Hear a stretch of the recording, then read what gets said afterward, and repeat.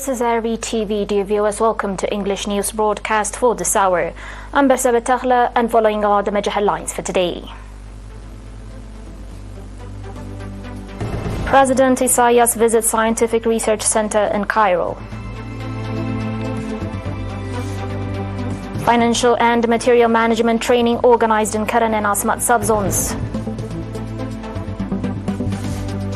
700 dead from Zambia cholera outbreak as cases surge.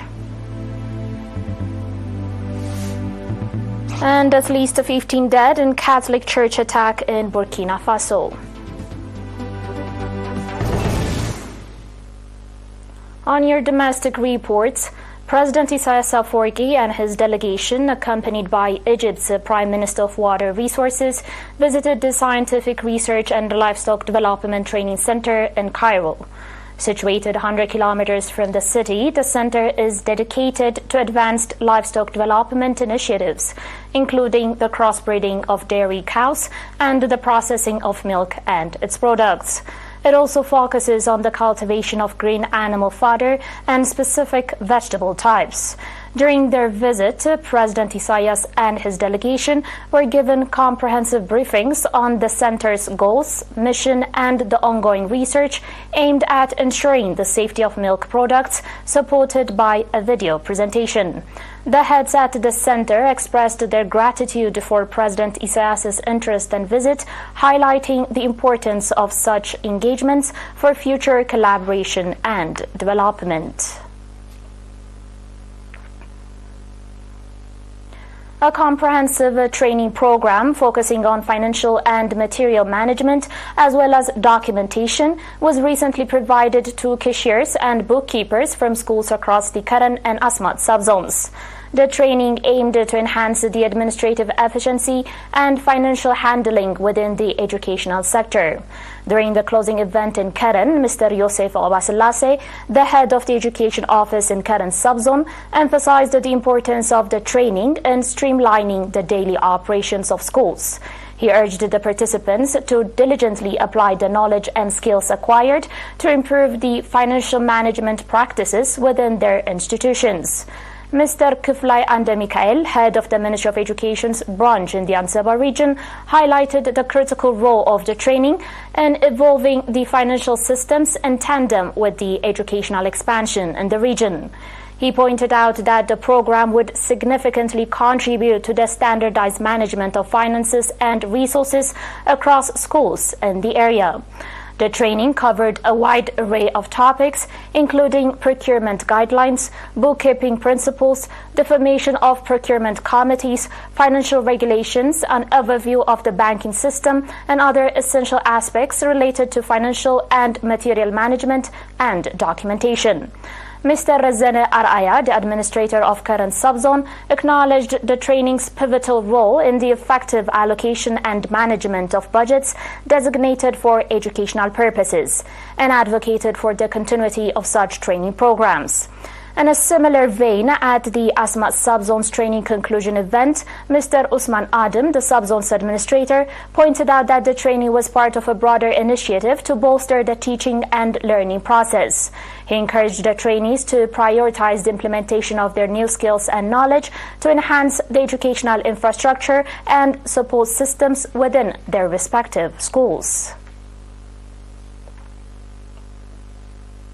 On your last local report, a significant meeting was held in the Al-Ordes subzone organized by the National Union of Eritrean Women's branch in the Gashbarka region, focusing on the empowerment of women and their active involvement in development programs.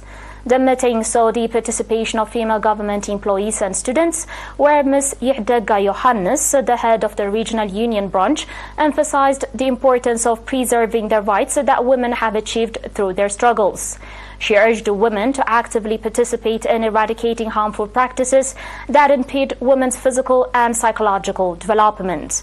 Ms. Yihdega highlighted the creation of a supportive environment where women can exercise their rights, stressing that ensuring women's rights, whether compromised intentionally or unintentionally, is a priority.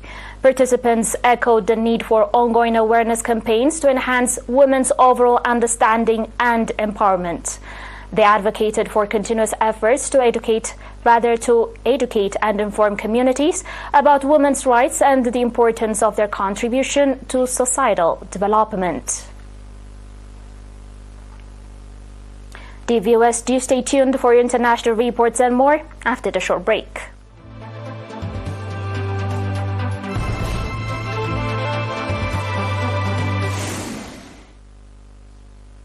Welcome back. Zambia has seen a surge in cholera cases since January 2024, with fatalities reaching 700. Medical charity Doctors Without Borders said in a statement. The country has recorded nearly 20,000 infections since the outbreak started in October 2023.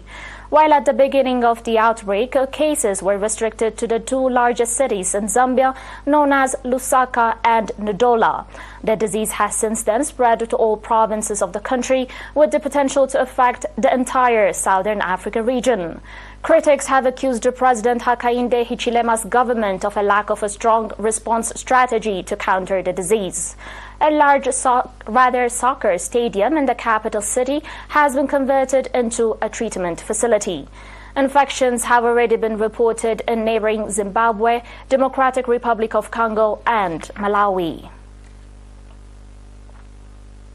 On today's final report, at least 15 people have been killed and 2 others injured following an attack on a Catholic church in northern eastern Burkina Faso on Sunday.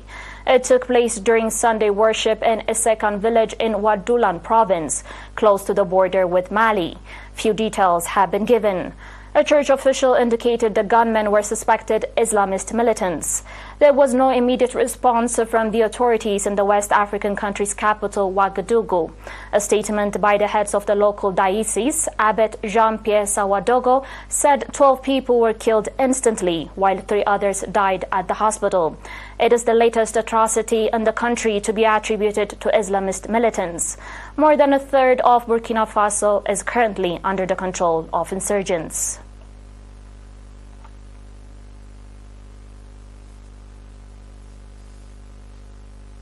Dear viewers, you're still watching us on ERi-TV, and now a very quick recap of the major headlines. President Isaias visits Scientific Research Center in Cairo. Financial and material management training organized in Karen and Asmat subzones. 700 dead from Zambia cholera outbreak as cases surge.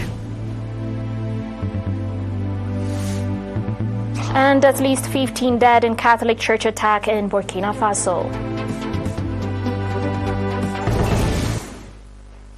That was it for today. Thanks for watching.